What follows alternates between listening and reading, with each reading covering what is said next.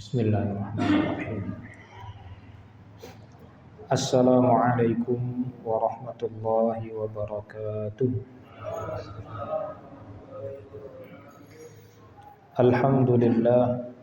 Alhamdulillahi rabbil alamin.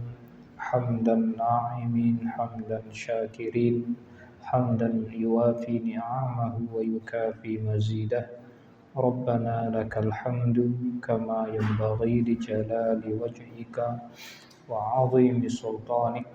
Rabbana shalli wa sallim ala sayyidina wa maulana wa habibina wa qudwatina wa syafi'ina Muhammadin sallallahu alaihi wasallam wa ala alihi wa ala ashabihi wa ala man tabi'ahum bi ihsanin ila yaumiddin. Amma ba'd. Rabbana taqabbal minna innaka antas sami'ul alim wa tub 'alaina innaka antat tawwabur rahim. Rabbana la ilaha illa anta subhanaka innana kunna minadh dhalimin.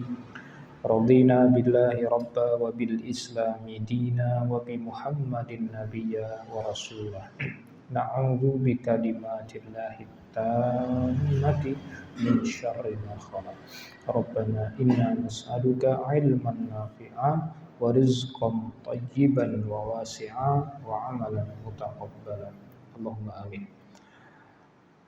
Hadirin kaum muslimin yang berbahagia, Bapak Ibu yang saya muliakan, alhamdulillah kita kembali bisa bertatap muka di bulan Juni dan di awal bulan suci Zulhijjah. Dan ini sudah menunjukkan tanggal 5 bagi yang nanti lebarannya hari Kamis. Sudah tanggal 6 bagi yang nanti lebarannya hari Rabu, maaf, bagi yang lebarannya hari Rabu. Kita hari ini sedang berada di pertengahan dari 10 hari terbaik sepanjang tahun.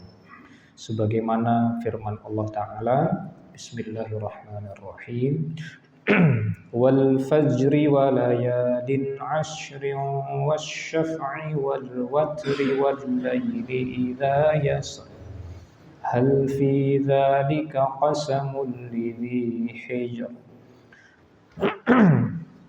Ayat 1 sampai ayat 5 surat Al-Fajr. Demi waktu fajar, demi malam yang 10, demi yang genap dan yang ganjil, demi malam ketika telah berlalu, pada yang demikian itu terdapat sumpah yang bisa diterima oleh orang-orang yang berakal.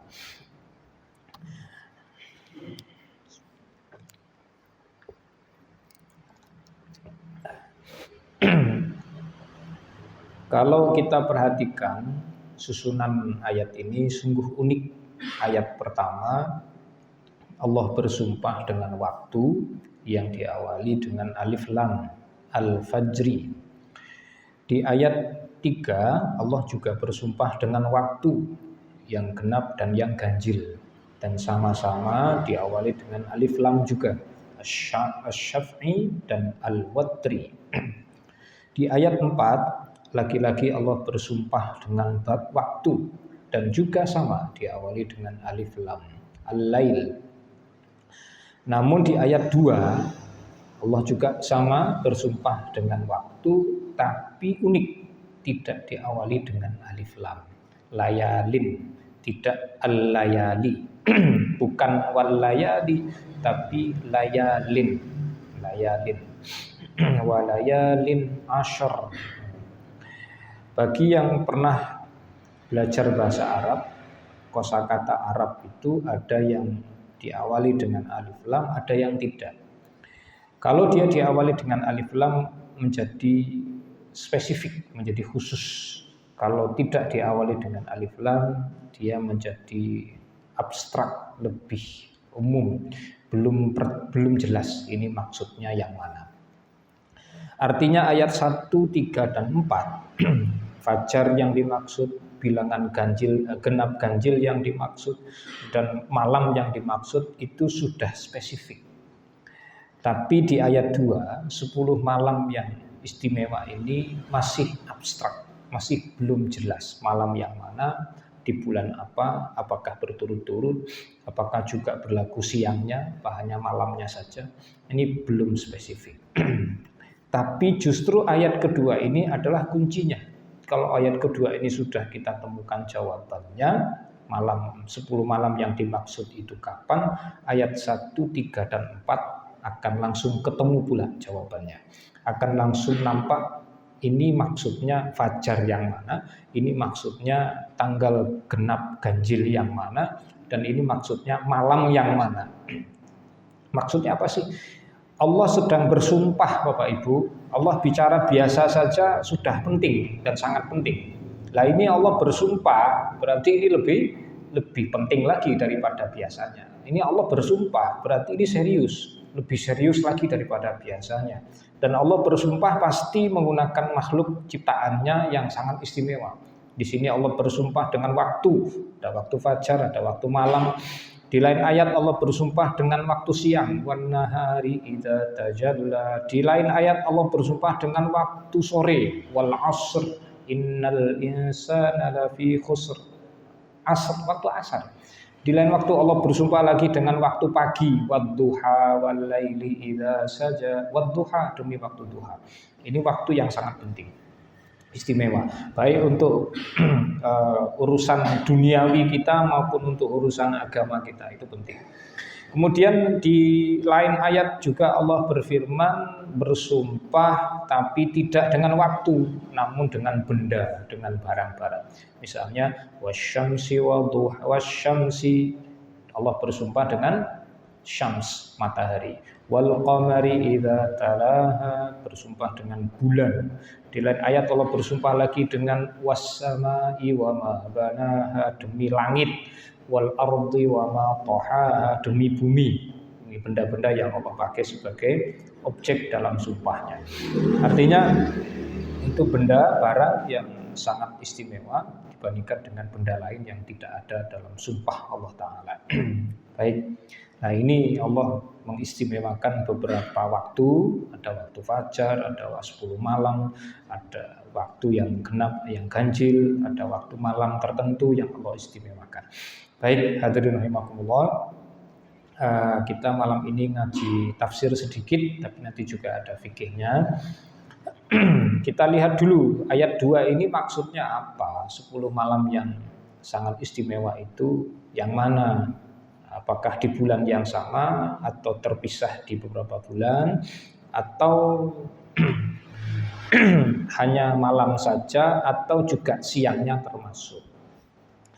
Sebenarnya ada khilafiyah ulama tentang ini, tapi yang umum pendapat mayoritas ulama ahli tafsir, para mufassirin, baik dari era para sahabat sampai ke era di bawahnya, mereka banyak yang mengatakan bahwa malam yang 10 ini maksudnya bukan hanya malamnya saja, tapi juga siangnya. Jadi 10 hari 10 malam, 10 hari 10 siang.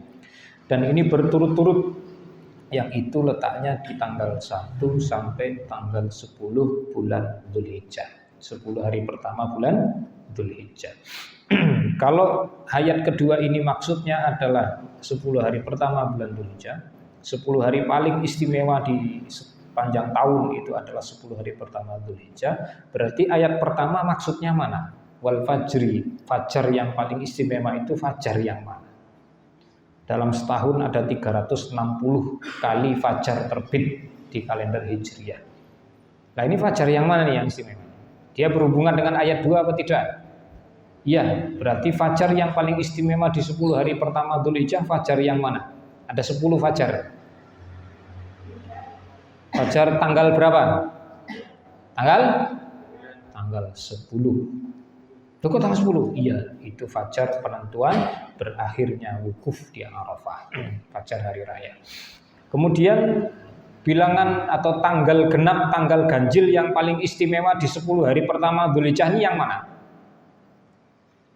Yang genap ada 5, yang ganjil ada 5. Yang genap yang mana yang paling istimewa? Tanggal genap paling istimewa dari 10 hari pertama Dzulhijjah ini yang mana Bapak Ibu? Dia hanya satu, tanggal 10 Dzulhijjah. Kalau yang ganjil 9 Dzulhijjah. Ini 2 hari ini sama-sama berkaitan dengan ibadah haji. Tanggal 9 siang itu adalah waktu mulainya wukuf.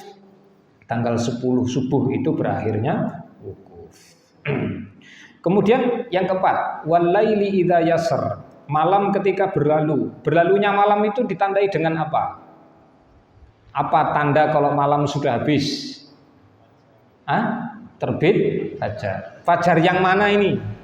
Yang mengakhiri malam di ayat keempat. Fajar di ayat yang pertama. Fajar ayat pertama tadi fajar yang mana? Tanggal 10. Berarti malam yang ayat 4 malam yang mana? Yang diakhiri oleh fajar itu. Yang malam tanggal 10 itu. Malam lebaran. Itu masih di samping itu malam lebaran, itu juga masih waktunya orang untuk wukuf di Arafah. Oke. Nah, pada sumpah Allah yang terdapat di 4 ayat ini pasti banyak pelajaran yang bisa diambil oleh orang-orang yang berakal. Lidhi hijr.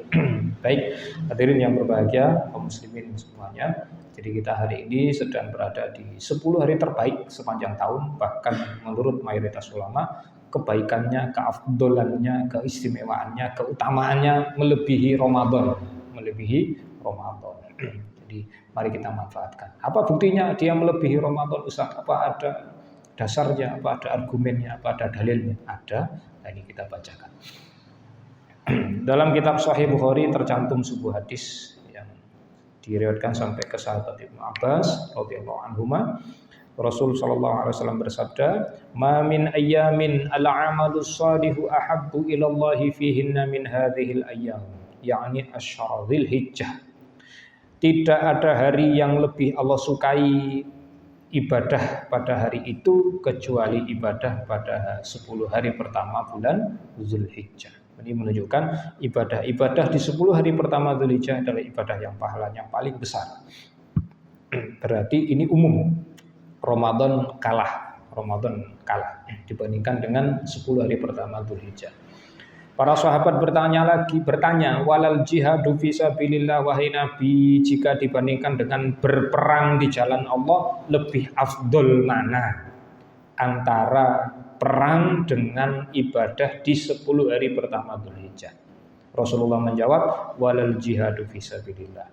Perang fisabilillah pun tidak bisa menandinginya, kata Nabi. Illa rajulan kharaja binafsihi wa malihi, kecuali seorang prajurit yang berangkat perang membawa jiwanya dan membawa hartanya, summa lam yarji' min dzalika bi syai'in, dan dia tidak pulang membawa keduanya. Berarti maksudnya dia prajuritnya ini gimana? Meninggal di medan perang, gugur sebagai syuhada. Baik, Bapak Ibu yang saya hormati, ini hadis ini saya kira sering sekali disampaikan. Mungkin entah berapa kali jenengan mendengarkan hadis ini disampaikan sejak sebelum Dzulhijjah dan sejak awal Dzulhijjah kemarin. Tapi tidak apa-apa, kita gali terus karena ada banyak faedah dari hadis ini yang mungkin sebelumnya belum sempat kita gali. Coba lihat, Rasulullah berkata, amalan yang paling afdol adalah amal yang dilakukan di 10 hari pertama bulan Dzulhijjah. Loh, para sahabat heran, kalau dibandingkan perang gimana wahai Nabi? Kenapa kok para sahabat nanya begini? Karena di lain waktu Rasulullah pernah ditanya oleh sahabat, ibadah apa yang pahalanya paling besar oleh Nabi? Nabi jawab, perang fisabilillah. Terus ini kok Rasul katakan ada ibadah lagi yang pahalanya paling besar lagi, yaitu di 10 hari pertama bulan Dzulhijjah. Makanya para sahabat tanya, karena mereka sebelumnya dapat informasi dari Nabi, ibadah paling afdol itu adalah perang. Lah ini kok Rasul mengatakan ada lagi yang lebih afdol lagi, maka dikonfirmasi. Ini yang benar yang mana Nabi? Yang kalau dibandingkan perang bagaimana? Yang pertama itu, yang kedua, kenapa kok para sahabat ini membandingkannya dengan perang? Karena ini ibadah yang tidak bisa dilakukan di 10 hari pertama Dzulhijjah. Enggak boleh. Oke, 10 hari pertama Dzulhijjah ini di bulan apa, Pak? Bulan apa sekarang? Bulan Dzulhijjah kan? Namanya apa bulan Dzulhijjah ini? Kita sudah bahas bulan yang lalu. Bulan haram. Bulan haram ada berapa? 4. Mulainya kapan? 6. kemarin Dzulqa'dah, Dzulhijjah, Muharram, terakhir Rajab, 4 bulan haram. Berarti sisanya di kalender Hijriah ada berapa bulan lagi? 8. Nah, bulan yang 8 itu sebutannya bulan apa? Kalau bulan yang 4 ini disebut bulan haram, kalau bulan yang 8 itu disebut bulan apa? Masih ingat nggak? Lupa. Mungkin yang pernah berangkat haji, umroh, saat manasik haji dan umroh dikasih tahu. 4 bulan ini disebut bulan haram. Kalau sisanya yang 8 disebut bulan apa? Nah, gini aja untuk pembanding biar mudah. Mekah itu disebut tanah haram. Tanah haram. Kita pakai bahasa Arabnya aja dulu, tanah haram. Di luar kota Mekah disebut tanah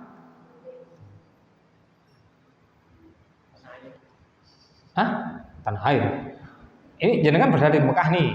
Terus kalau keluar dari perbatasan kota Mekah, bagi penduduk Mekah mau berpakaian ihram, mikotnya itu dari luar perbatasan kota Mekah. Tidak usah jauh-jauh sampai ke mana, ke tempat mikot yang biasa dari Indonesia ini. Keluar dari tanah haram itu sebutannya tanah apa? Padahal kalau dijawab gampang sekali. Siapa? Tadi yang jawab siapa? Tanah halal. Loh, haram itu kebalikannya apa? Halal. Tanah halal. Loh, kenapa kok dikatakan halal? Ya karena apa yang nggak boleh di tanah haram di situ boleh. Di tanah haram itu ada pantangan, nggak boleh begini, nggak boleh begitu. Begitu keluar dari tanah haram, ya pantangannya nggak berlaku. Makanya jadi halal sebutannya. Apa yang haram di tanah haram tidak haram di tanah halal. Betul begitu Pak? Sholat itu ada kata haramnya nggak? Kita memulai sholat itu dengan apa? Apa tandanya kalau sholat sudah dimulai? Takbiratul ihram. Ihram itu dari kata haram. Takbir yang mengharamkan. Orang mau haji umroh ada kata haramnya enggak? Selain tanah haram. Ada pakaian ihram, pakaian yang mengharamkan. Maksudnya sebelum pakaian itu kita pakai ada perkara-perkara yang halal. Begitu pakaian itu sudah dipakai, maka yang sebelumnya halal jadi haram. Sebelum takbir ihram kita ucapkan, perkaranya masih halal, tapi begitu takbir ihram sudah kita lafalkan, yang sebelumnya halal jadi haram. Apa Pak? Setelah takbir ihram, terus yang jadi haram apa? Yang nggak boleh lagi kita lakukan apa? Bicara, ngomong, ngobrol, makan, minum, gitu. Lakukan gerakan yang bukan gerakan sholat dan seterusnya. Jadi yang sebelumnya boleh jadi nggak boleh, sebelumnya halal jadi haram. Nah, kalau ada tanah haram, ada tanah halal. Ada bulan haram, ada bulan halal. Maksudnya itu ya sama. Jadi di bulan haram itu ada pantangan haram untuk dilakukan. Yang itu tidak haram di bulan halal. Apa yang haram dilakukan di bulan haram? Perang bisa bila itu haram. Berarti perang itu di bulan halal? Boleh, halal. Bulan halal itu boleh gitu. Nah, para sahabat itu membandingkan ibadah paling besar di bulan halal itu perang. Nah, sedangkan Rasul menyebutkan ibadah paling besar di bulan haram itu ibadah yang terkumpul di 10 hari pertama bulan Dzulhijjah. Lah 10 hari pertama Dzulhijjah ini ibadahnya kan ada beberapa ibadah. Nah, ibadah yang di 10 hari pertama Dzulhijjah itu dibandingkan dengan perang di bulan halal, besaran mana pahalanya? Lebih besar mana pahalanya? Jadi ini beda tempat, beda waktu, Pak. Jadi perang tidak boleh di bulan haram. Oke. Dan ada ibadah di bulan haram yang nggak bisa dilakukan di bulan halal. Jadi beda waktu, beda tempat. Nah, tidak bisa tergabung keduanya. Kalau saya sering mengibaratkan tuh kayak gini, Pak. Ada orang Sumatera enggak di sini, Pak? Siapa? Pak. Menurut orang Sumatera, masakan paling enak itu adalah rendang, misalnya, rendang. Nanti orang Jogja bilang, loh, dibandingkan gudeg lebih enak mana? Ini kan sesuatu yang susah untuk dibandingkan. Karena orang Minang nggak bisa bikin gudeg, orang Jogja nggak bisa bikin rendang. Kalau nekat mesti nggak enak. Orang Minang bikin gudeg, disuruh orang Jawa makan kolu nggak kira-kira Pak? Ya nggak masuk, nggak cocok. Sebagaimana orang Jogja kalau bikin rendang dikasihkan ke orang Minang, ya nggak cocok juga. Nggak cocok juga. Beda tempat, beda waktu juga, terutama beda tempat. Tapi dua-duanya ini kan sama-sama enaknya, betul? Sama-sama makanan paling lezat, cuma beda sudut pandang saja. Jihad fisabilillah itu ibadah besar, Pak, bukan ibadah kecil. Nah, untuk menyaingi ibadah sekelas jihad, sekelas perang, berarti juga butuh ibadah yang tidak kalah besarnya. Cuman beda waktu saja, beda waktu saja. Kira-kira apa sih ibadah besar di 10 hari pertama Dzulhijjah ini yang bisa mengalahkan pahala jihad fisabilillah? Baik, singkat saja. Singkatnya begini, Pak. Jelas ibadah jihad fisabilillah itu ibadah besar, tapi tidak bisa dilakukan di 10 hari pertama Dzulhijjah. Ini tidak kita masukkan dulu. Berarti ada ibadah lain selain jihad fisabilillah yang tidak kalah besarnya dan hanya bisa dilakukan di 10 hari pertama bulan Dzulhijjah yang membuat dia istimewa. Oke. Baik, maksud kami ada ibadah sangat besar pahalanya di bulan 10 hari Dzulhijjah ini yang bahkan di bulan haram yang lain tidak bisa dilakukan, apalagi di bulan halal lebih nggak bisa. Nah, sebelum sampai ke sana kita bahas pelan-pelan dulu. Ibadah besar itu selain jihad fisabilillah ada di dalam rukun Islam. Rukun Islam itu isinya ibadah bukan? Apa saja? Yang pertama apa? Kalimat syahadat. Gini Bapak Ibu, ibadah apapun yang tercantum dalam rukun Islam itu ibadah besar semua. Nggak ada yang kecil, nggak ada yang remeh, nggak ada yang sepele. Itu ibadah besar semua. Ibadah yang elit, fantastis, itu pahalanya luar biasa. Yang pertama kalimat syahadat, mengucapkan kalimat syahadat. Ini bentuk ibadah apa ini?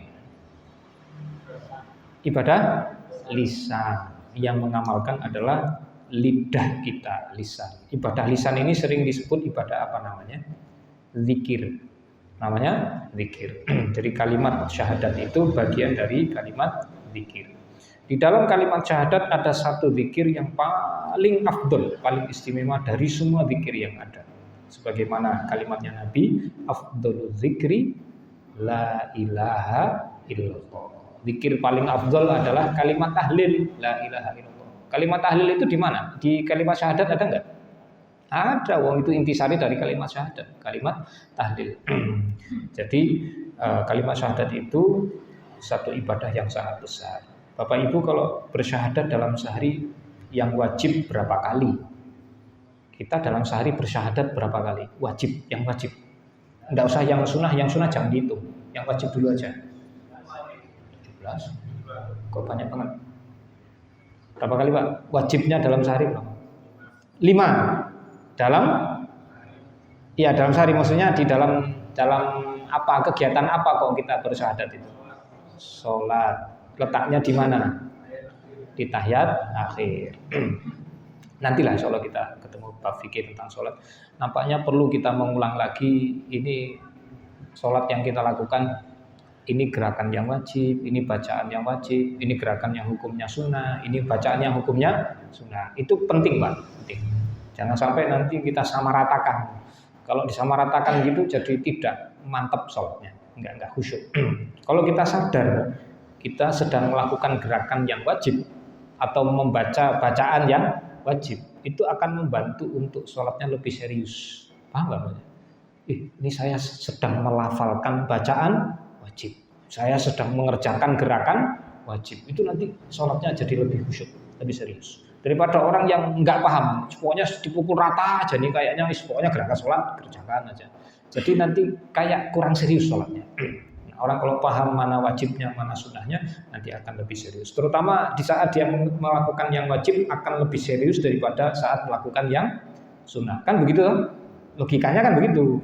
Oh ini bacaan wajib nih. Oh ini bacaan yang hukumnya sunnah nih. Di dalam sholat itu lebih banyak bacaan yang hukumnya sunnah atau bacaan yang hukumnya wajib? Lebih banyak yang sunnah atau wajib? Ya jelas lebih banyak yang sunnah. Yang wajib cuma 5. Yang pertama takbiratul ihram, itu yang takbir pertama kali itu Allahu Akbar, itu wajib. Yang kedua surat Al-Fatihah, itu wajib. Yang ketiga tadi kalimat syahadat di rakaat di tahiyat akhir, itu wajib. Terus yang keempat salam, yang kelima, yang keempat kalimat 1. Tuh, coba, jenengan sudah sholat berapa puluh tahun? Bacaan wajib itu ada 5, Pak. 1 takbiratul ihram, itu wajib. Ini rukun sholat, kalau nggak dikerjakan batal sholatnya. Al-Fatihah itu wajib, ini rukun sholat. Kalimat syahadat itu rukun sholat yang di rakaat, yang di tahiyat akhir. Terus yang keempat, yang kelima tadi sudah dijawab. Ucapan salam, salam yang mana? Salam 2 kali kok. Salam yang mana yang wajib, yang jadi rukun sholat? Kanan apa kiri? Apa dua-duanya? Salam yang ke kanan. Berarti yang ke kiri hukumnya sunnah. Jadi yang ke kanan kan jadi lebih serius kan, karena hukumnya wajib, rukun sholat. Yang keempat apa? Pak Haji? Sholawat kepada Nabi. Sholawat kepada Nabi itu ada 4. Maksud saya, sholawat kepada Nabi ada 2. Allahumma sholli ala Muhammad wa ala ali Muhammad kama shollaita ala Ibrahim wa ala ali Ibrahim. Ada 4. Sholawat yang mana? Yang wajib, yang rukun sholat.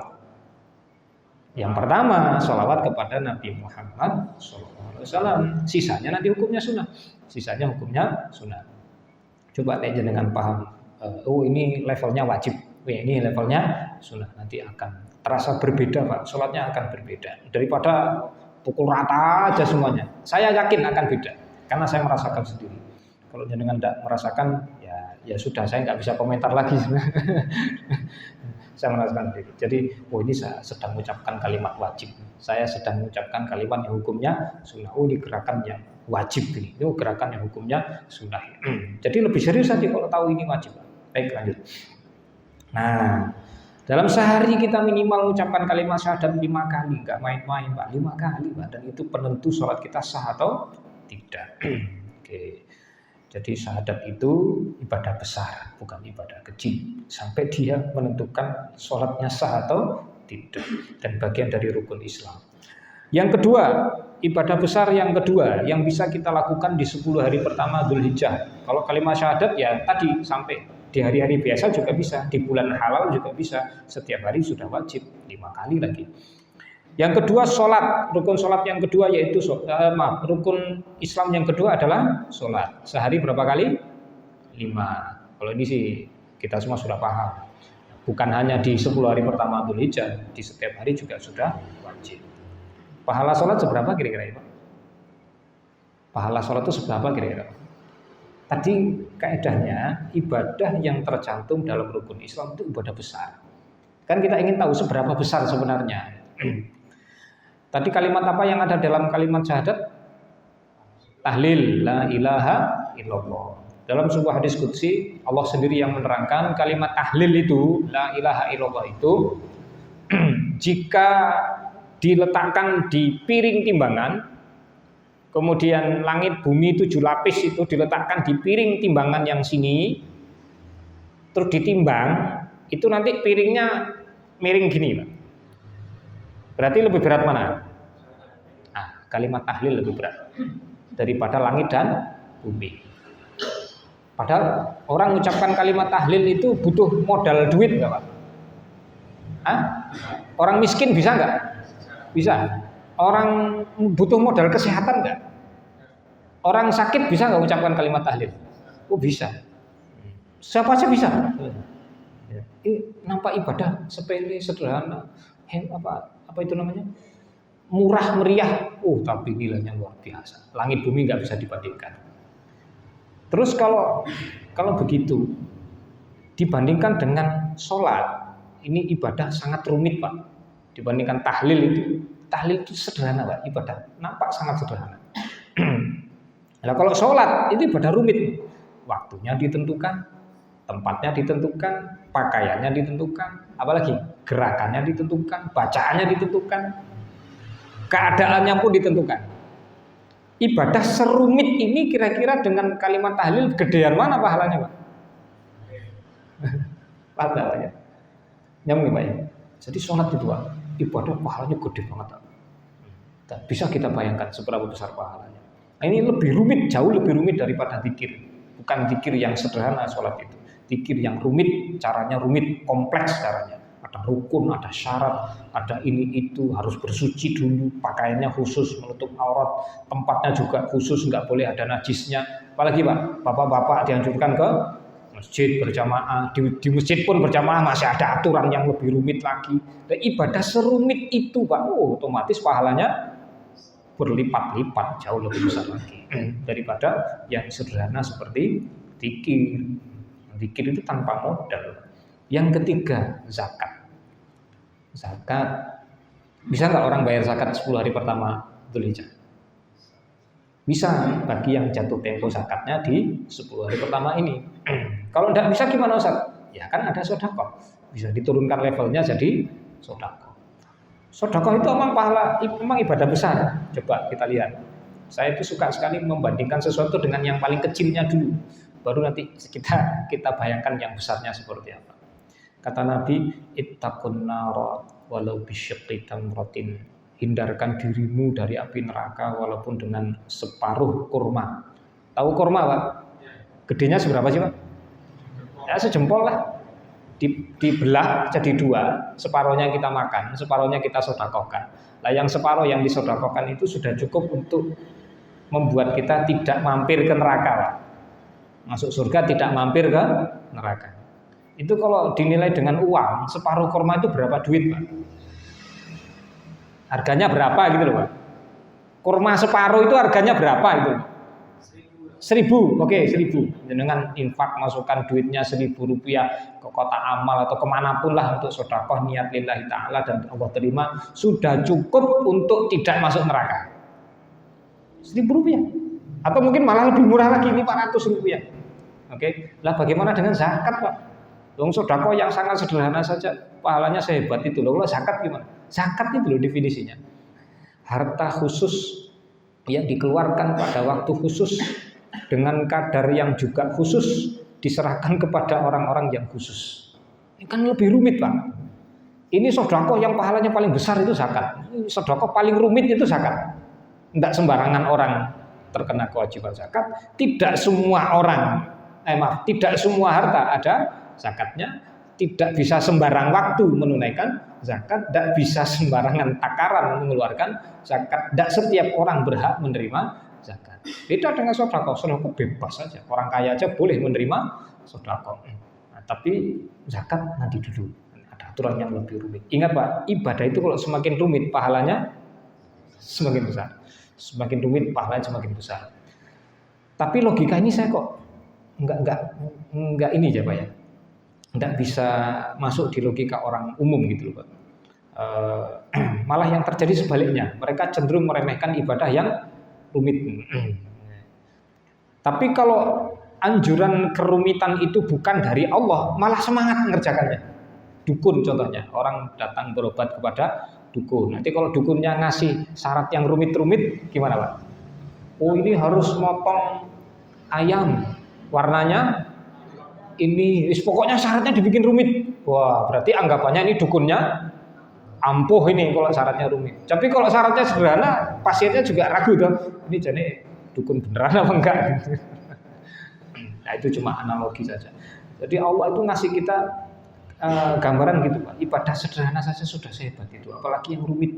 Apalagi kalau kita sebutkan ayat Qur'annya. Faman ya'mal mithqala dzarratin khairan yarah. Siapa yang mengerjakan kebaikan sebesar dzarrah, pasti dia akan lihat hasilnya. Sebesar dzarrah, kecil banget. Apalagi ibadah yang gede-gede, bukan yang kecil-kecil. Bukan kelas dzarrah Pak. Zikir itu bukan kelas dzarrah. Salat itu bukan kelas dzarrah. Apalagi tadi, zakat itu bukan kelas dzarrah. Saum Ramadan itu bukan kelas dzarrah. Itu kelas besar-besar itu. Dzarrah itu apa sih dzarrah? Kalau bahasa orang kimia itu atom. Kalau bahasa petani biji sawi. Bahasa apa lagi Pak? Hah? Ada yang lebih kecil lagi dari atom. Pokoknya sesuatu yang paling kecil. Kalau orang Arab bilang itu semut yang paling kecil. Itu dzarrah itu. Sedangkan sholat 5 waktu, kalimat syahadat, apalagi tadi zakat itu bukan dzarrah Pak. Itu kelasnya gunung bukit itu Pak, gede banget itu. Gede banget. Baik, lanjut. Keempat, saum Ramadan. Ini rukun Islam yang keempat. Bisa nggak saum Ramadan dilakukan di 10 hari pertama Dzulhijjah?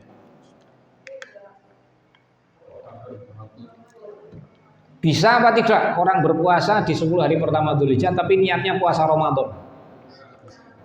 Ya bisa, masa nggak bisa? Kalau punya hutang.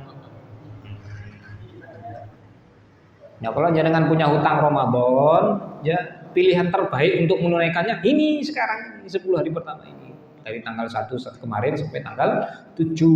Loh kok 7? Nah, karena tanggal 8 nanti hari Tarwiyah. Tanggal 9 hari Arafah. Itu harinya khusus. Kalau tanggal 1 sampai 7 masih umum, bebas. Mau puasa apa aja bisa. Tapi tanggal 8, tanggal 9 ya sebenarnya sudah khusus gitu. Niatnya puasa Tarwiyah dan puasa Arafah. Nggak bisa puasa Ramadan, bisa, yaitu bagi yang punya hutang. Kalau nggak punya hutang gimana Ustaz? Nyetok untuk tahun depan? Ya nggak boleh kalau itu. Puasa sekarang 7 hari untuk Ramadan tahun depan kan, nggak bisa. Itu jelas nggak bisa. Lah kalau puasa Ramadan nggak punya hutang gimana Ustaz? Kan masih bisa puasa sunnah, masih bisa puasa sunnah. Puasa Ramadan sudah pernah kita bahas di majelis kita ini, betapa fantastisnya pahala puasa Ramadan. Jangankan puasa Ramadan Pak, mau puasa sunnah biasa saja Rasulullah pernah berkata begini, siapa man shoma yauman fi sabilillahi ba'adahu Allahu wajhahu 'anil nari sab'ina kharifan atau kama. Siapa yang 1 hari berpuasa di jalan Allah, maksudnya puasanya lillahi ta'ala dan Allah terima, itu sudah cukup untuk menjauhkan dirinya dari api neraka sejarak 70 tahun perjalanan. Padahal puasa sunnah biasa saja. Nah, kalau puasa Ramadan gimana? Ingatlah, itu bukan kelas darah, ini kelas besar-besar. Oke, puncaknya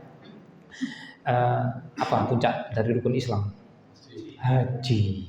Nah ini yang paling membedakan dan ini yang membuat 10 hari pertama Dzulhijjah menjadi istimewa. Yang tidak mungkin haji itu dilakukan di waktu lain, tidak mungkin dilakukan di bulan lain, apalagi di bulan halal, di bulan haram yang lain juga nggak bisa. Di bulan halal apalagi. Apa puncaknya ibadah haji itu apa Pak? Wukuf di Arafah. Dan wukuf itu dari kapan sampai kapan? Durasi waktunya? Dari zuhur tanggal 9 Dzulhijjah sampai terbit fajar tanggal 10 Dzulhijjah. 2 hari. 9 dan 10. Ini puncaknya. Kalau ada orang wukuf mulai tanggal 8, wukufnya gimana? Sah nggak? Sudah dihitung belum? Ya belum.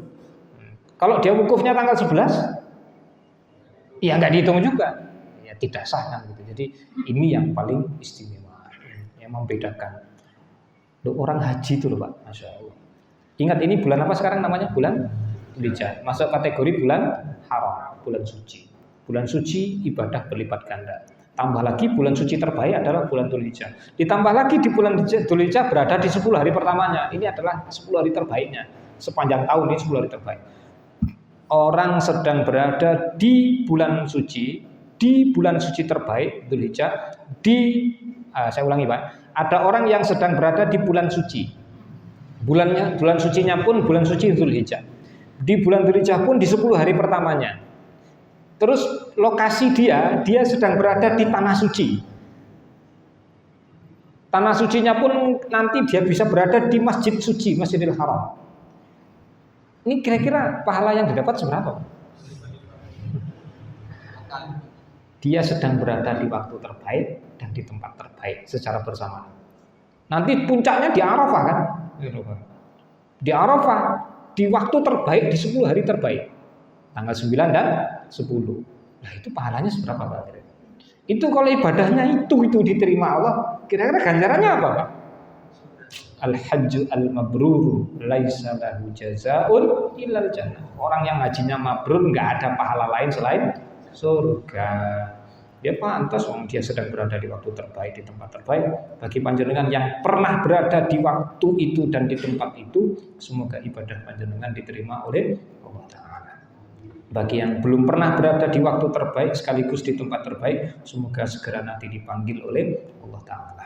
Bagi yang sudah pun mungkin nanti akan diundang lagi oleh Allah Ta'ala. Demikian hadirin, ini yang bedakan.